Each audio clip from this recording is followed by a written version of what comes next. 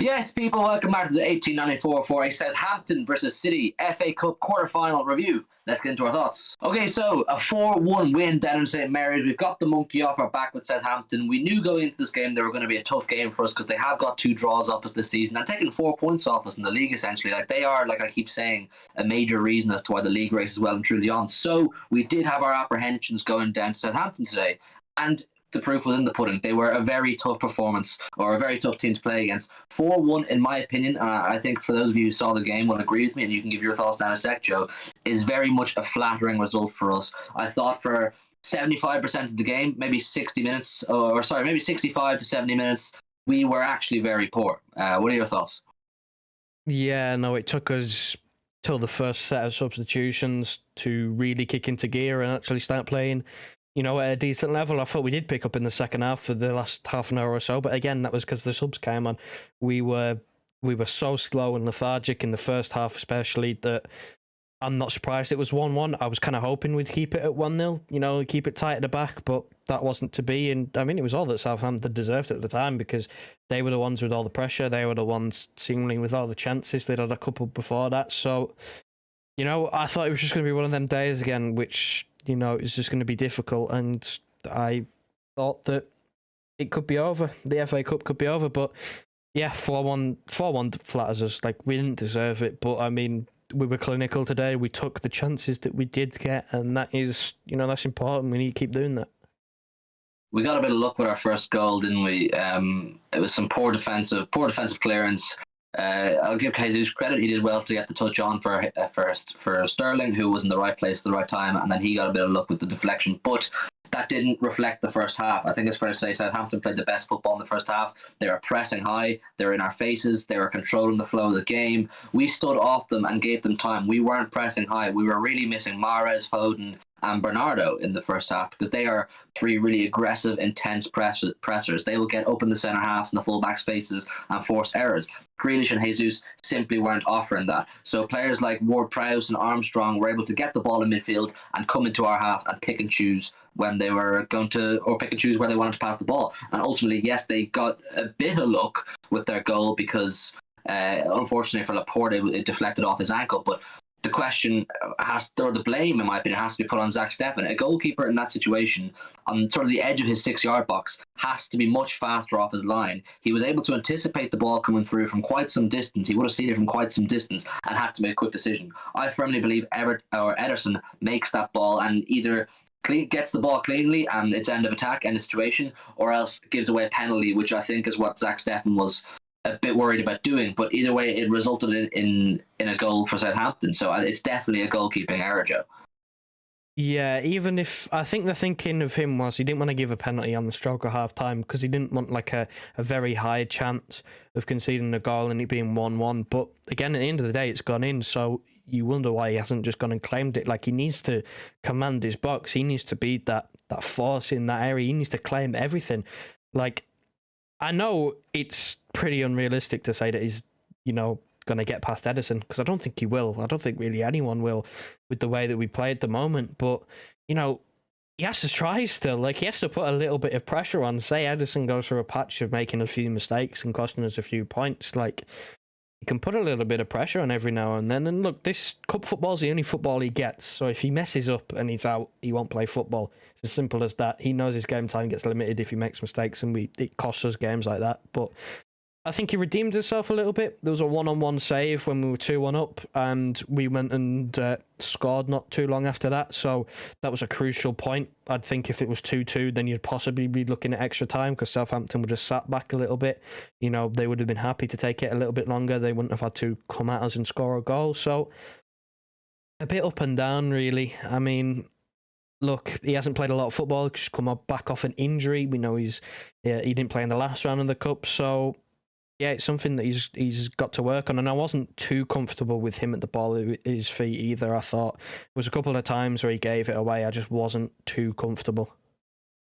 The only player in the first half that really gave me any glimpse of hope was Raheem Sterling. You'll see in our player ratings we gave him the man of the match for us, even though the broadcasters, BBC, gave the man of the match to Kevin De Bruyne, which, sorry, I understand people love Kevin De Bruyne and he's got a massive reputation, but you have to call a spade and be critical when it's deserved. The guy was fairly anonymous today. I thought he had little or no impact until the two lads came on, Mahrez and Foden. We were playing poor. We weren't creating much, and Southampton were dominating the ball for a large part of the game and creating the most until we took Jesus and Grealish off, who weren't offering enough. I'm sorry, defensively, they weren't defending from the front, they weren't pressing high. When we were in possession, they were either giving it away or else being generally useless. But then we saw the sheer difference in class when you brought on Mahrez and Foden. Both of them score. Both of them have massive impact in the game. You could see immediately when they came on the intensity of our game, the pace of our game lifted by a solid 20%. There's all this question, I said this in our live stream, there's all this rival talk about how City have this massive squad of depth with 2 and 3 players to each position that can come in and be game winners. The answer to that is no, that's not true. I genuinely, if you watch City, I refuse to believe that. If you watch City week in, week out, you will know that there is one starting 11 of players who are a cut above the bench, definitely in the attacking positions. You know, we've got Stones and Diaz and Laporte who can rotate in defence, and they're all, for most part, very solid. But Jesus and Grealish at the moment, for Grealish anyway, but definitely Jesus, are not in the class of Foden and Mahrez, and even Sterling when he's on form. And that's something that people are just going to have to accept. They won us the game. They won us the game, Mahrez and Foden, with sheer class, didn't they? Yeah, they were, at the moment, a cut above. I mean, look, we talk about squad depth. The players that we do have in depth, they have qualities. They can show quality at times, like Jesus. He didn't have an overall good game. Couple of moments quality, won a penalty, got an assist. Yeah, but overall not great. Like, is he good enough? Probably not. Can he have good games? Can he affect games? Yes, he can. Did he today? No. Like, we have good squad depth when everyone's playing well, but again, like you said, the first 11 is so consistent that our bench players, they're so inconsistent. Like, you look at Jesus, one game you might have a masterclass and, you know, play really well, and then the next game he's just totally anonymous and he gives the ball away, can't hold the ball up, he first touches off. So while in terms of quality I'd say our bench is still pretty strong, it's the consistency that you need at this level that you need to sustain at this level. You look at Liverpool, they might not have the overall quality, but they have strength in numbers. They have many players who they can rely upon their squad. We don't have the luxury of having a massive squad. We have a relatively small squad compared to the top teams. We have a lot of quality in it. We have the smallest amongst the top 6 teams. Yeah, we have the smallest amongst the top 6 teams. I'd say we have the most quality, but it's inconsistent from a number of those players. So, you know, is it time for some players to move on? Possibly, I think so. But like, it shows we can't really rely on certain players at times, and I don't know where Jesus is going to get his football now after that. I'm just going to put it out there. I said it in the stream, so for those of you who are on our live watch along, you'll know I said I washed my hands of Jesus. I know people have a sentimental feeling for him because he's scored a few important goals, the Madrid goal, the Centurions goal and whatnot, so there's a bit of a love there from. But in terms of consistency and trying to play for a potential Premiership winning team and a potential Champions League winning team, he's not it. He just isn't it. You look at Mahrez, he's given 15 minutes and he has a much bigger impact than Jesus had in 75 minutes. I don't care about any other arguments. I've washed my hands of Jesus. Look, the fact of the matter is we're into the semi-final. We're going back to Etihad South to play either Nottingham Forest or Liverpool. Big up Nottingham Forest. I hope they can get a big day or a big result over Liverpool. That'll be fantastic for them, but I do see it being Liverpool winning that tie. So it'll be Atletico, Liverpool will be 4 games in succession in April. That'll be an exciting 10 days, 2 weeks or so. But let's get over to our player ratings now and see what we gave these players in a very mixed performance and a lot of criticism surrounding it from us. Okay, we're going to pop up our player ratings on screen for you to see right now. If you disagree with us, I'd love to hear what you have to say. Would you give anybody higher? Would you give anybody lower? Let us know your thoughts down below in the comments. Zach Steffen, we spoke about briefly in the first part of the show there. I'll give him the small benefit of the doubt that he hasn't played a huge amount of football because he's second choice, first of all, and also he was carrying a bit of a knock. We gave him a 5 based on goalkeepers are judged on big moments. the big moment for him in this game was coming out to get the ball ahead of El Yunusi, and he failed. That's just it. I know there is a good keeper in Zach Steffen, so I'm not going to sit here and say he's not good enough to ever play for us again. That would be too reactionary. But in today's game, he didn't come up with the goods when he was really called upon, and he looked shaky with the ball at his feet at times. His passing was a bit off as well. It just wasn't his day. But I know there is a good keeper in Steffen, and I'm willing to persevere with him a little bit. The back four were off at times. When we were passing out from the back, particularly in the first half and the start of the second half, it was awful. We couldn't string 2 and 3 passes together. We were giving the ball away cheaply. John Stones passed the ball out over the sideline a number of times. It didn't look like that comfortable, convincing, confident back four that we usually play with. Cancelo was poor in defence. I understand if you people think I'm being overcritical because we won 4-1, but I'm just going to call it what it is. Going to call it for what it is. Livramento gave Cancelo quite a tough time down that left-hand side for large parts of the game. Laporte and Stones, neither of them were excellent. They didn't have a huge amount to do, but we rated them 6 and 5 because of their possession, their ability on the ball, their decisions on the ball. And then likewise for Walker, I thought he gave the ball away cheaply a couple of times, but he was okay going forward at times. So 6-6-5-6 for the back four from us. Not the best performance from the back four by any means, but we're possibly lucky to get away with only conceding 1. Yeah, and look, the goal that Southampton scored, I mean, we scored it. They didn't have a player on their team that actually scored the goal, so it was a bit unlucky. Stones must have put it out for a throw-in like 3 times in the first half. I thought he was shocking under pressure. I thought the Southampton's press was really, really, really good, but we knew it was going to be really good. It usually is. They're a very high-pressing team. We knew that was going to be the case at the start of the game, and for whatever reason, we didn't deal with it well. I mean, we forgot to press ourselves, which didn't help, but I think Cancelo wasn't helped at times in the first half. Sterling didn't track back all the time. I thought in the second half he was more on it. He did sometimes in the first half, but there were a few instances where Cancelo was left 2-on-1 on his own with a winger and a fullback, and it wasn't great. I thought defensively, yeah, he was a bit poor. Going forward, he was okay. He'll always be pretty good because he's a technical player. He's not a defender. Well, he is a defender. He's just not very good at it at times. And yeah, look, I mean, Steffen, I tried to give him the one-on-one save. It was kind of hit straight at him, which kind of helped. Big save still, though, put himself in a position to make it, but still at the end of the day, cost us a goal, so you can't really rate him too highly. Yeah, it was a tough day, and I can't help but think that if Southampton had started off with Broja and Shea Adams up front, it possibly could have been a darker outcome for City because they are both far more clinical than Shane Long and Adam Armstrong. Moving into the midfield, we have Rodri a 7, Gundogan a 7, and De Bruyne a 6. Rodri wasn't breaking up the attacks in the first half the way I would have liked, but he was significantly better in the second half. He did improve in the second half. He got more stuck in and he pressed on that Southampton midfield that I spoke about. Gundogan likewise didn't have his best first half, but improved slightly in the second half. He was unfortunate that he got himself in a good position in the first half to score a goal that bounced off the post. That was probably our best chance in the first half. And then De Bruyne, for me, I'm just going to be honest, people. I know he's one of the leading lights of our team that everybody loves, but he wasn't good enough today. He simply wasn't good enough. And I can't help but think that had Bernardo been there beside Gundogan, it would have been a much more different flow to the game, because I think Bernardo would have pressed and been able to control the pace better than De Bruyne did. The midfield wasn't great for the whole game, Joe, but Gundogan and Rodri did pick up a little bit in the second half. But for De Bruyne, it just wasn't him. It wasn't good enough for the high standards we know we can. It wasn't great for anyone in moments. Like everyone, you could pick out something, bad or poor that they did during the game. It's just that, in the first half, Rodri was a big part of our problems in terms of losing the ball. Him and Cancelo playing tiki-taka football between themselves, passing it to each other and then losing it straight away. Like, it just plainly and simply wasn't good enough between them two. Rodri picked up a little bit in the second half. Yeah, he actually came close to scoring in the first half as well. But I mean, he's got to watch out a bit. This is getting into the territory of, I know we say Fernandinho's legs have gone, but at the same time, around this time last season, we were wanting Fernandinho to start just because of his experience. He's willing to take a man out on the counter attack. Like, he knows the league inside out at this point. So he's got to watch himself a little bit. I think you actually called for him to be brought on as a sub in the second half just because of how, defensively poor we were. But then Gundogan got an assist.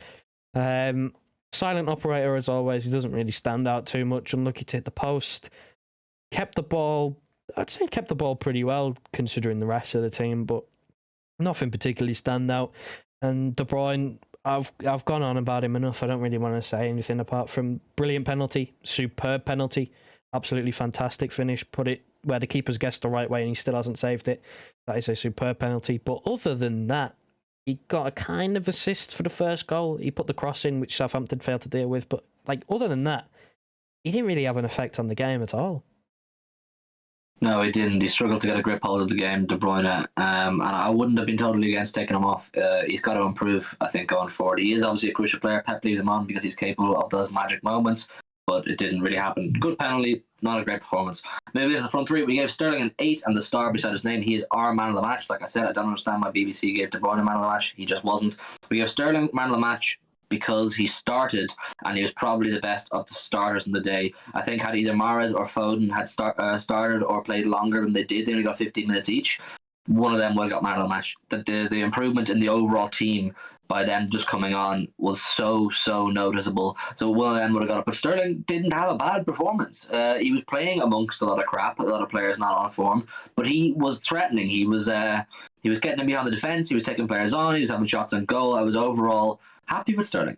I was okay with Sterling. I didn't have any complaints. I was satisfied with what he was doing down that wing. Grealish and Jesus, 5 apiece. They were very frustrating to watch, people. Grealish and Jesus today. Grealish is someone that I love dearly, and I really want him to come good, and I feel like he will come good. He just needs that bit of time. But today he couldn't have any impact in the game, Grealish. He really couldn't. Some of his passing was poor. He was slow on the press. His ball retention was poor at times. He just wasn't doing enough to warrant more than a 5 for me and Joe anyway. And Jesus, I spoke about in the first show. In the first part of the show. I'm not going to rant on too much more about him. He's just not good enough to play for City. He's not good enough to play for City. I know that's going to be controversial. A lot of people disagree and say no, he's got great energy and this, that, the other. He can show his energy. The energy is the very first thing you should have if you want to play for the Premier League champions. They play a high intensity, fast paced game. So if energy is all he brings to the team, it's not enough. It's simply not enough, because we saw what Mahrez did. He came on and brought energy and ability and skill and decision making. It's something Jesus didn't have. So yeah, that's the front three, 8-5-5, Joe. I think we kind of just have to leave Jesus. He's not good enough. I've said before, work rate and desire gets you so far, but at this level you need ability, and that ability in end product he doesn't have. Plain and simply, we've seen it for a couple of years now. He just doesn't have it consistently enough to warrant staying in this team. We've got new arrivals in the summer. I think it's goodbye. I think that's the last we'll see of him. And I think it's kind of warranted. And Grealish, got to give him time. He's had a couple of good games recently. I know one of them was against Peterborough, which kind of have to go. Well, it's Peterborough, but he had a good game in the derby against United. But other than that, it's been a bit inconsistent again. He put a ball out of play. He put a 40-yard pass out of play into the stands. Wasn't good at all. Second half, when it was, I think at the time it was 1-1, he tried doing some little flick into the box when Sterling was making an overlapping run on the left, and it just didn't work at all.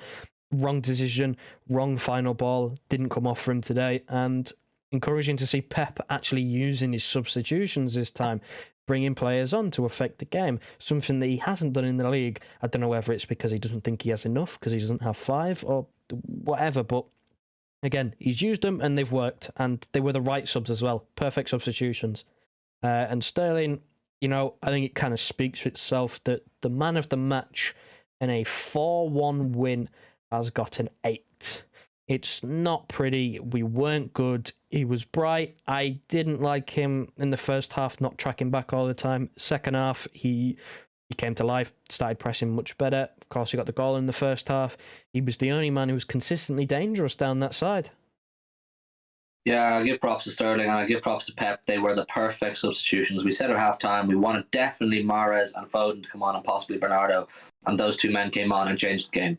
The game could have been completely different had they not come on, because Southampton were dominating the ball and they were creating, they were looking threatening, and they just brought on the two big boys.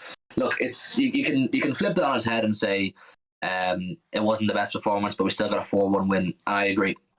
true champions grind out wins when they're not playing well. But unfortunately, we're just analysing the game today, and it wasn't the best performance. But there's no doubt I still have no doubt that this team can go on and achieve greatness this season. It's just a matter of playing the right players at the right time. I understand that Pep maybe wanted to rotate a little bit today and give Foden and Mahrez and Bernardo a little time off. But I think going forward, every single game we have left this season is absolutely huge, both European and domestic. They're all huge. Cup semi-finals, Champions League quarter-finals, and all the league games need to be treated like finals. And I think Pep needs to just stick with one starting 11 and run with it every week. It's only a matter of 7-8 weeks left. Just run with it. Mahrez, Foden, Sterling front three. And then, if you're winning games with these, bring on the other lads. But that's our thoughts anyway. Let us know your thoughts down below in the comments. Do leave a like on the video, please, if you would. It helps us massively. And subscribe if you're new. We'll see you very soon. I know it's an international break, but we will have some videos coming out. We've got some interesting talking points we want to get you guys involved in too. Maybe a live stream or two. See how you all are doing without club football. So yeah, we'll see you very soon. Good night and enjoy your week.